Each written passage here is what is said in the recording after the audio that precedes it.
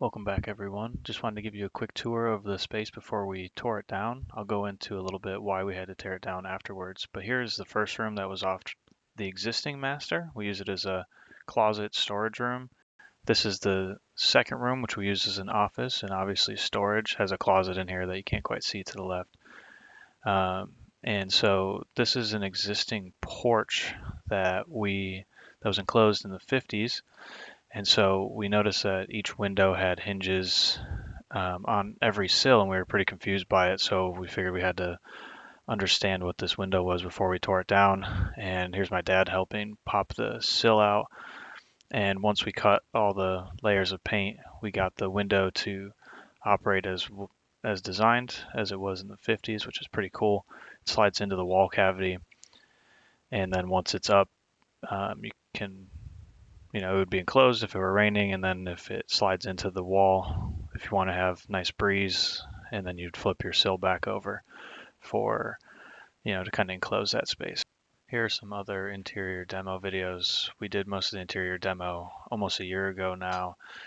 We thought our permitting process was going to go a little quicker, and so we started tearing all this down in the summer, and it just took us like 3 months to get a permit. So we demoed all the interior, and then we had a lot of life things happen. So now we're finally back to it, which you'll start to see some of the other demo. But here's demoing the closet, and then when we started to pull some of the drywall off, we saw that the closet was enclosed with um, more siding, and so all of the walls in here had a double layer of siding, either on the inside and the outside, which was kind of crazy.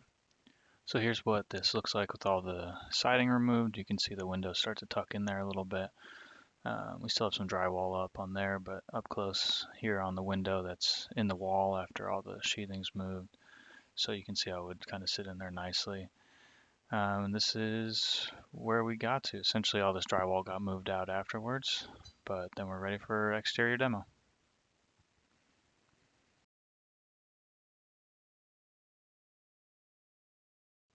Hey everyone, this is Mackenzie. I'm the other architect working on this project, the Grause House. I'm actually the grouse of the house. So you're probably wondering, why did you tear down this cool little structure off of the back of your house? Believe me, we're not in the business of tearing down cool old things. Our house is from 1935. The whole mission of this project is to restore it to its former glory and bring back to life what this bungalow once was. So, why did we tear it down? Unfortunately, since this was a porch, the foundation was for that of a porch. It wasn't very strong. It wasn't meant to take the load of everyday living. It was more of a transient structure. So that was one thing. The foundation was pulling off of the house, like the main house, and where that closet was collapsed, sinking down. You could see light, you could see the dirt outside. Not a great situation. So that was the first reason. The second reason, you can see the roof of this space is much lower than the main house. So that also means the ceiling heights were much lower. And you're probably like, oh, just raise the ceiling, blah, blah, blah. Didn't really have the structure to do that, obviously, from the foundation, like I said, but also the interior ceiling height wasn't up to current Florida building code. And then the third thing, which we were super bummed about, was we did have to take out these windows.